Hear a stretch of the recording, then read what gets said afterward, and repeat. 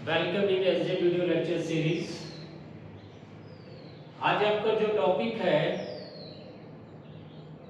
वो टॉपिक है genetic terminology का पार्ट सेकेंड। इससे पहले हमने आपको पढ़ाया था फिनोटाइप के बारे में, जीन्स क्या होता है, जीनोटाइप क्या होता है।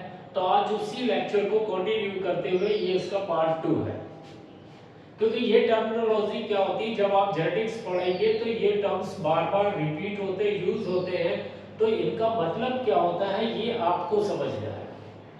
पहला आता है होमोजाइगस। होमो माने इक्वल, जाइगस मींस जाइगोट में equal, means possess the identical allele, मतलब कि वो आइडेंटिकल एलील हो,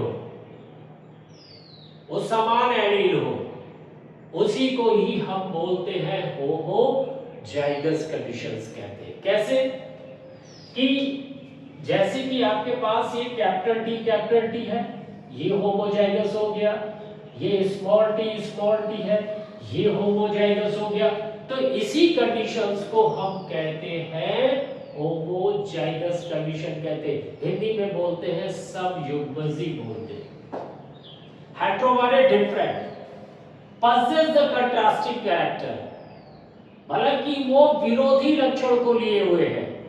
यहाँ पर विरोधी मींस विपरीत, क्योंकि यहाँ पर सेम है होमो में, दोनों ही कैपिटल टी वाले जीन्स है या स्मॉल टी वाले जीन्स है। यहाँ पर हेटेरोजाइगस में कंडीशन क्या होता है, possess the contrasting character और या एलील को। कैसे देखेंगे, यहाँ पे कैपिटल टी है और स्मॉल टी है। कैपिटल टी क्या हुआ, ये डोमिनेंट जीन्स हुआ, और स्मॉल टी क्या हुआ, रिसेसिव हुआ।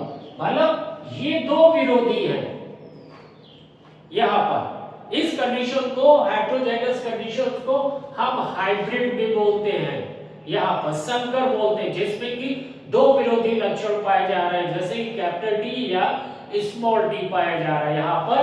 तो ये कंडीशन कहलाती है हेटेरोजाइगस। क्लियर हो गया? अब आगे बढ़ते हैं।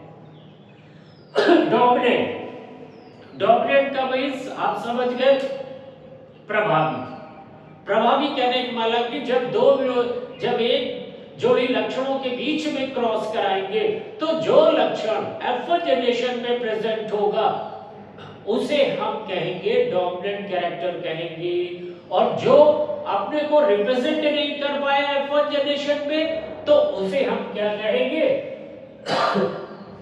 रिसेसिव कहेंगे। यहाँ पर ये दो कंडीशन है। एक्सप्रेशन इन F1 जनरेशन, जिसने अपने को एक्सप्रेस कर दिया है F1 जनरेशन में, अपनी उपस्थिति दर्ज करा दी है, तो उसे हम डोमिनेंट कहेंगे, उसे हम प्रभावी कहेंगे, और जो अपने को उपस्थित नहीं कर पाया उसे रिसेसिव कहेंगे। मतलब कह सकते हैं कि मास्क हुआ by the dominant genes which not present in the F1 generation। कैसे देखिए, यहाँ पर चार्ट के through capital T into small T हुआ, ये क्या है, पैरेंट है, ये क्या है, टॉल हो गया, ये क्या हो गया, डार्क कंडीशन हो गई।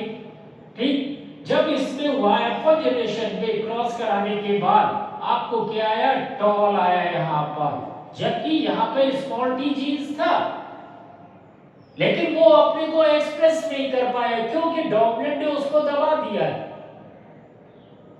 डोमिनेंट वहां प्रेजेंट हो गया F1 जनरेशन में, तो जो कैरेक्टर प्रेजेंट हुआ है उसे हम डोमिनेंट कहेंगे, और जो दब गया है, जो अपने को रिप्रेजेंट नहीं कर पाया F1 जनरेशन में, उसे हम क्या कहेंगे बेटा, रिसेसिव कहेंगे। यहाँ पर अब हम आगे चलते हैं एलील। एलील का मतलब क्या होता है, यहाँ पर जो एलील होता है, एलील का मतलब हम यहां पे कंडीशन कहेंगे कि अल्टरनेट फॉर्म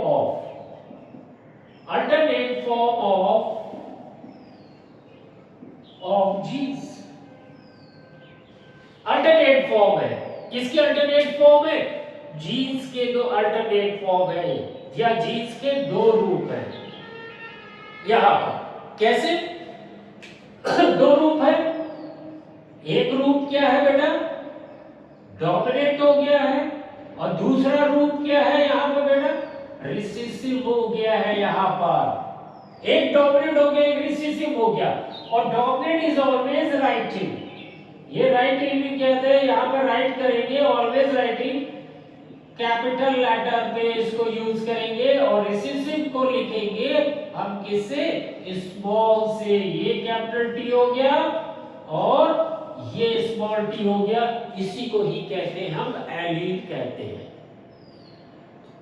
मतलब जो हाइट का जीन्स है, उस हाइट के जीन्स के दो रूप हो गए, एक कैपिटल टी से रिप्रेजेंट कर दिया जो टॉल है, और जो स्मॉल टी से रिप्रेजेंट किया वो रिसेसिव हो गया कंडीशन।